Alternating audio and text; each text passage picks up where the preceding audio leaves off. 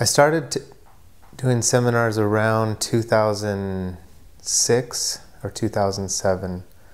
I had been tattooing about 7 years, and it took about 2 years to put together the message and the understanding of the elements and the ingredients that I believe make a successful tattoo. Or I would finish, after talking about those ingredients, I would talk about my love for tattoos and my passion and the reason why I want to be better. And that became the more important part of the message. Yeah, I do enjoy it. I enjoyed it more before. Now I feel tired of talking about it because I feel like a lot of people do understand what I'm saying. I think in general the tattoo industry is getting more mature and more understanding, so I don't feel like I have so much new to say. I still think that talking about the reason why and your passion is always going to be important. But talking about how to make a tattoo or how to make a soft edge and a hard edge or colors, I think people understand more now than 10 years ago or 6 or 7 years ago. So the hardest thing is people want to know some secret, like what kind of needles do you use, or some special machine or some special angle, and there's no answer. So that's why I'm tired of talking about it. I think the people that will become great, they don't need me.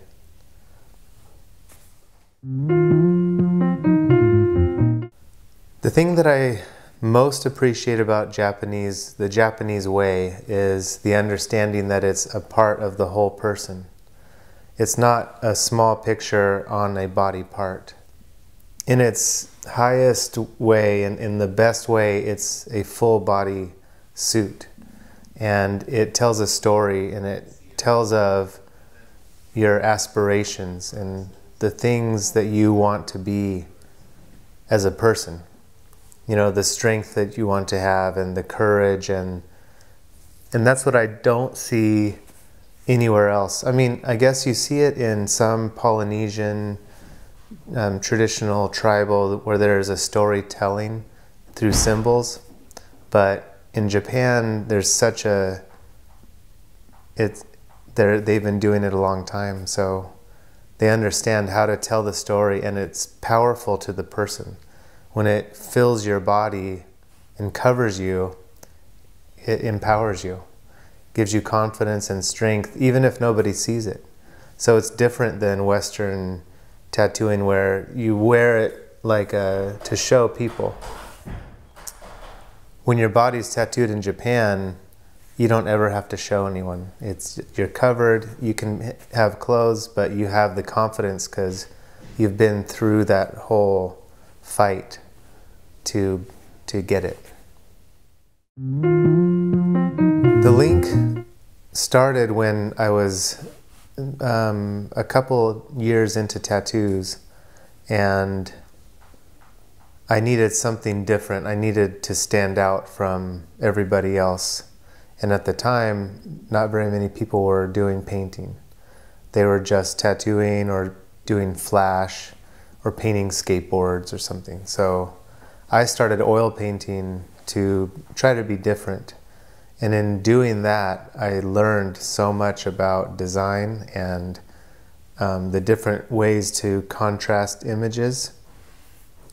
Instead of just thinking of tattoos as a line and then black and then color, I started understanding soft edges and hard edges and the push and pull, or the contrast of colors, of edges and details and simple areas.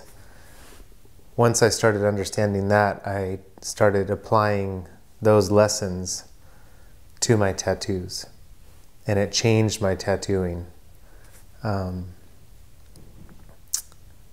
Once the tattoos started changing and I was working on my skill set, my ability to tattoo, adding that style to it gave me a well-known name, and it took me to conventions and around the world, really.